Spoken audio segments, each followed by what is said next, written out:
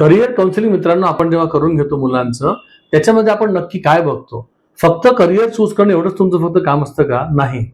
त्या करिअर काउन्सिलिंगच्या सोबत आम्ही लोक इनेटच्या सुद्धा टेस्ट करतो की तुमचा जन्मता बुद्धिमत्ता कशी आहे. कितीतरी वेळ मित्रांनो असं होतं, आई वडिलांना मुलांचं out of the box thinking जे आहे ते न समजता त्यांना असं वाटतं चित्रकला, ड्रॉइंग, बेसिक डिझायनिंग एवढीच त्यांची क्षमता आहे. अरे out of the box thinking जर चांगलं असलं तर हा व्यक्ती कदाचित रिसर्चर बनू शकतो, एक्स्ट्रॉर्डिनरी काम करू शकतो. कितीतरी वेळा ज्या लोकांचं लॉजिकल इंटरेस्ट खूप चांगला आहे असे लोक फक्त बेसिक बँकिंग फील्ड मध्ये काम न करता कदाचित they can become chartered accountant, they can even become actualist friends.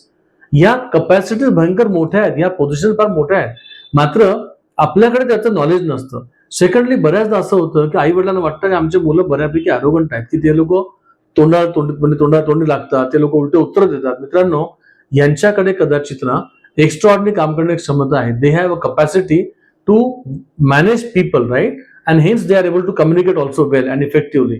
यांच्याकरता जेव्हा तुम्ही मॅनेजमेंटचं फील्ड निवडता ते त्यांना अतिशय उत्तम फील्ड होऊ शकतं, मात्र याच्याकरता तुमच्याकडे त्यांच्या असेसमेंट्स असल्या पाहिजे. फक्त मला असं वाटतं म्हणून कुठलाच निर्णय घेऊ नका. असेसमेंट्स करा आणि मगच तुमच्या करिअरचं डिसिजन घ्या. अनेक शुभेच्छा. नमस्कार.